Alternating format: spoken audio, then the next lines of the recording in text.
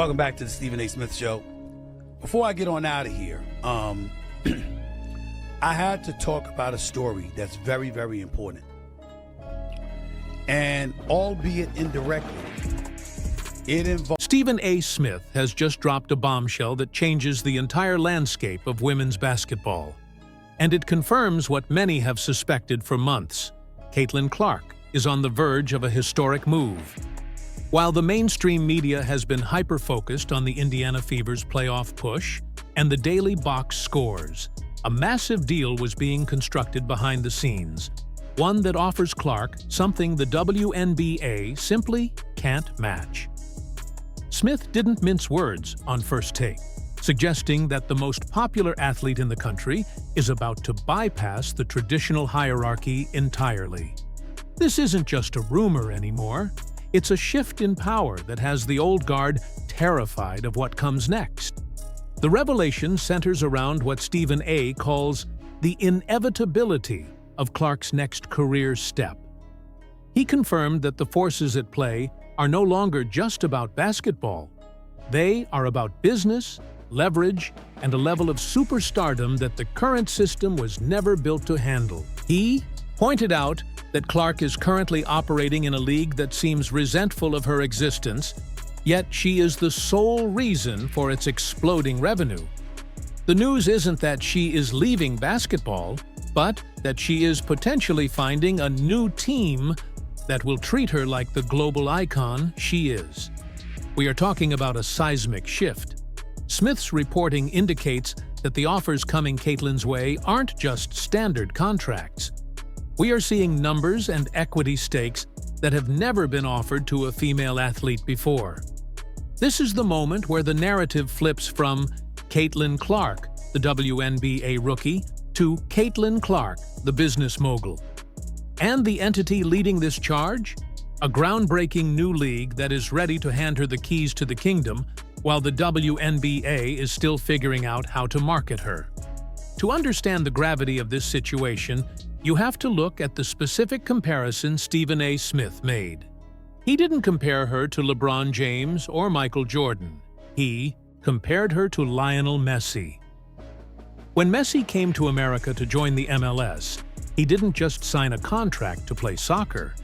He signed a deal that gave him a cut of the Apple TV subscriptions and a stake in the ownership of the team.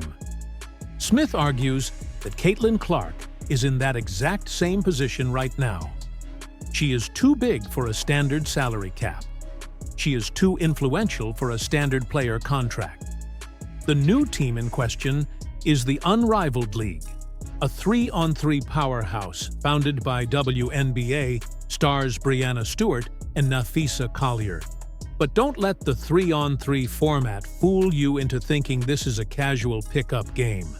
This is a venture backed by massive private equity, designed to run during the off-season in Miami, specifically to keep top talent from having to go overseas.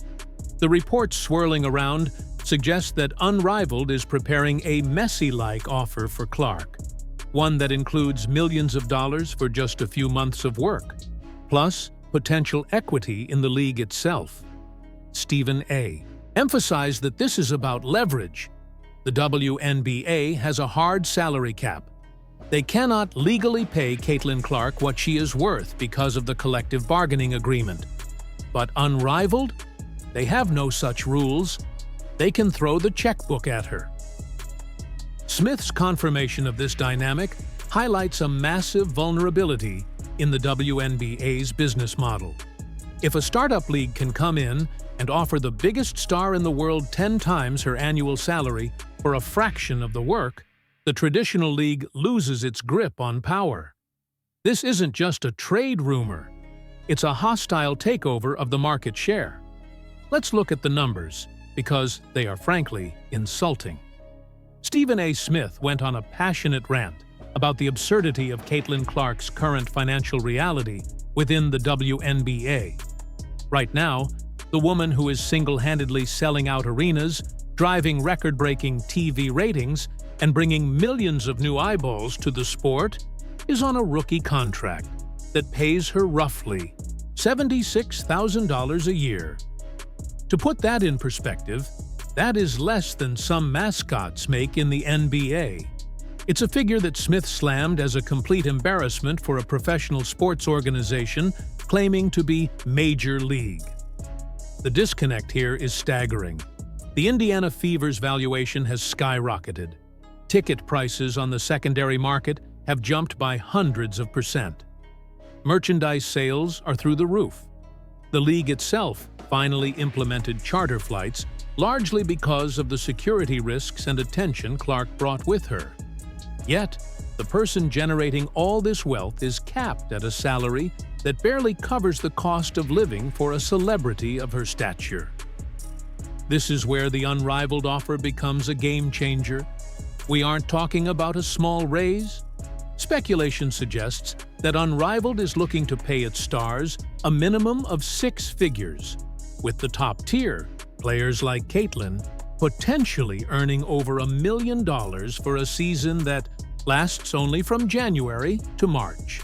Stephen A. argues that staying loyal to a system that pays you pennies on the dollar is bad business. Why should she risk injury and burnout in overseas leagues like Turkey or China, which has been the standard for WNBA stars for decades, when she can stay in Miami, make millions, and control her own narrative? The financial disrespect of the WNBA rookie scale has opened the door for this new league to steal the show. However, money is only half the story. There is a darker, more emotional reason why this move is happening now, and Stephen A. Smith has been one of the loudest voices exposing it. It's the blatant resentment and jealousy that Clark has faced since the moment she was drafted. We have all seen the clips, the hard fouls that go beyond typical basketball physicality, the hip checks away from the ball, the veterans in the media taking subtle, and sometimes not so subtle, jabs at her skill set. Smith pointed out the mean girls energy that seems to permeate the league when it comes to Caitlin Clark. Instead of welcoming the influx of fans and money she brings, a segment of the old guard seems determined to haze her. We saw this clearly with the Chennedy Carter incident, where a blindside hip check was initially called a common foul before the league upgraded it. We've seen legends like Cheryl Swoops question her records and minimize her impact. Stephen A. argues that this environment is toxic. Why stay in a place where your peers are actively rooting for your failure? The beauty of the Unrivaled League is that it changes the social dynamic. It's a smaller, elite group of players. It's built on a different culture, one of empowerment and equity, rather than hierarchy and tenure. By joining this new team in the off-season, Clark effectively sends a message to her critics. She doesn't need their permission to be great. She can go where she is celebrated, not just tolerated. It's the ultimate clapback. While the WNBA veterans are fighting over a small pie, Caitlyn is going to a place that is baking a whole new cake. You cannot tell this story without going back to the controversy that set the tone for the entire summer: the Olympic snub. When the selection committee left Caitlin Clark off the Team USA roster for the Paris Games, they claimed it was a basketball decision based on experience. But Stephen A. Smith, along with millions of fans, saw it as a gatekeeping move by the establishment. It was a decision driven by politics, tenure, and perhaps a bit of that resentment we mentioned earlier. That decision backfired spectacularly. Team USA won gold, yes, but the conversation was dominated by who wasn't there. The TV ratings for the Olympics were good, but imagine what they would have been with Clark on the floor. Stephen A. believes that this snub was the final straw that proved the traditional powers of women's basketball don't know how to capitalize on their biggest asset. They prioritized waiting your turn over growing the game. This connects directly to the Unrivaled news. If the establishment, Team USA, WNBA vets, doesn't want to showcase her, she will go to a platform that will. The Unrivaled League isn't just a fun off-season tournament. It is a direct competitor for attention. By joining, Clark helps validate a league that could eventually rival the WNBA in popularity. It's a power move. It tells the Olympic Committee and the league executives that if they fumble the bag, someone else is right there to pick it up. The snub shifted the power dynamic, making Clark realize she holds all the cards. Stephen A. Smith has repeatedly used the term cash cow to describe Caitlin Clark, and while it sounds crude, it's the most accurate economic assessment of the situation. Every arena she visits sells out. Opposing teams are moving their games to larger venues just to accommodate the ticket demand. Networks are scrambling to flex Indiana Fever games into primetime slots. She is the economy of women's basketball right now. Smith's argument is that when you are the economy, you dictate the terms.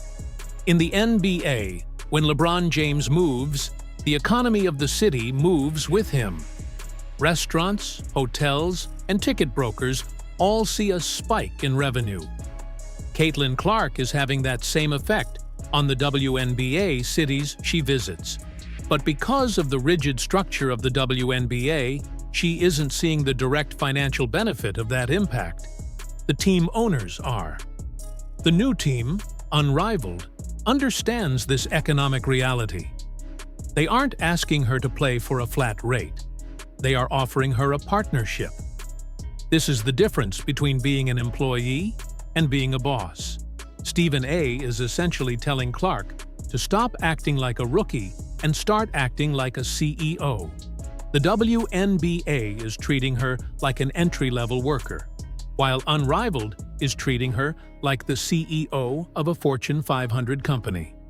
The confirmation of this offer proves that the market knows her true value, even if the WNBA's salary cap refuses to reflect it. Another critical aspect Stephen A. has touched on is the physical toll of the current WNBA season. Because Clark is the primary ball handler and the face of the offense, she is being blitzed, trapped, and physically hammered every single night. The referees, in the eyes of many analysts, have been slow to protect her. There is a feeling that the league is letting the hazing go too far, allowing excessive physicality under the guise of "welcome to the pros." Smith argues that this is dangerous for the league's future. If your golden goose gets injured because you refuse to blow the whistle, you lose everything. This makes the Unrivaled league even more attractive. The 3-on-3 format is intense, yes, but it is played on a smaller court, with less full-court sprinting and arguably more controlled environments. It's less about endurance and grinding through 40 minutes of full-court presses, and more about skill, shooting, and isolation play, things Caitlin excels at. Moving to this new format for the off-season allows her to sharpen her skills without the wear and tear of a 5-on-5 full-court grind in a foreign country. It's a strategic preservation of her body. Stephen A. notes that the smartest athletes manage their load. By joining Unrivaled, she stays in the U.S., minimizes travel fatigue since the league is based in Miami, and plays a style of game that highlights her shooting ability while reducing the risk of being blindsided in the open court. What makes Stephen A. Smith's commentary so fascinating here is his prediction for the future. He isn't just reporting news, he is forecasting a revolution. He believes we are watching a hostile takeover of women's basketball, where the players, specifically Clark, hold more power than the league commissioners. If she accepts this massive role with Unrivaled, she isn't just joining a new team, she is building a rival empire. Smith speculates that if Unrivaled is successful, and with Clark, it almost certainly will be, it could force the WNBA to drastically change its business model. It could force the league to rip up the collective bargaining agreement earlier than expected to pay players what they are worth. It could force the older generation to either get on board or get left behind. We are looking at a future where the off-season league might actually be more popular, more lucrative, and more exciting than the actual season. Imagine a world where fans are more tuned in to the 3-on-3 tournament in January than the WNBA playoffs in September. That is the threat Stephen A. sees on the horizon. It's a wake-up call. The old guard thought they could suppress the Clark mania, but all they did was push it toward a competitor that is willing to embrace it fully. There is also a media war at play here. Stephen A. Smith is part of the new media ecosystem that thrives on individual stars and storylines. And he recognizes that Caitlin Clark is the story. The traditional WNBA media, which has nurtured the league for 28 years, often focuses on the collective, the history, and the "we are all in this together" mentality. Clark disrupts that. She is an individual supernova. Smith's support of Clark and his confirmation of the unrivaled news puts him at odds with some of the traditional voices in women's basketball coverage. He has been accused of not watching the games or only caring about the hype. But his counter-argument is simple. The numbers don't lie. The people tuning in are tuning in for her. By confirming this news, Smith is validating the Clark-centric view of the universe. He is saying that she is big enough to move the needle on her own. The unrivaled league is a media product as much as a basketball product. It's designed for social media, for highlights, for quick consumption. Perfect for the younger demographic that follows Clark. This move signifies a shift from traditional sports broadcasting to the viral, star-driven content era. Of course, every major move comes with risk. Stephen A. acknowledges that leaving the traditional path to blaze a new trail puts a target on your back. If Clark joins Unrivaled and struggles, the critics will pounce. If the league fails, it looks like a distraction. There is safety in following the herd, in going overseas like everyone else, in keeping your head down. But the reward? The reward is immortality. The reward is changing the pay structure for every woman who comes after her. If Clark proves that a female athlete can command million-dollar salaries and equity stakes, she raises the bar for everyone. She becomes a pioneer not just on the court, but in the boardroom. Smith compares this to the early days of free agency in men's sports. Someone had to be the first to demand more. Someone had to be the first to say, "I am worth millions." Caitlin Clark is that person for women's basketball. The risk of upsetting the veterans or the WNBA front office is outweighed by the chance to fundamentally alter the economics of female sports. Ultimately, we are standing at a crossroads for Caitlin Clark. The confirmation from Stephen A. Smith makes it clear that the offer is real, the money is life-changing, and the opportunity is unprecedented. She has the option to play nice, stay loyal to the Fever, and wait years for a supermax contract that still pales in comparison to what she can make right now. Or she listens to Stephen A. Smith, takes the messy deal, and revolutionizes how female athletes are treated forever. The new team revealed isn't just a different jersey. It's a different philosophy. It's a philosophy that says talent should be paid, stars should be protected, and the old rules no longer apply. The decision she makes next won't just change her career, it might just break the entire system. As Stephen A. said, the train has left the station. The WNBA can either get on, board, or they can watch from the platform as Caitlin Clark takes the sport to a place it has never been before.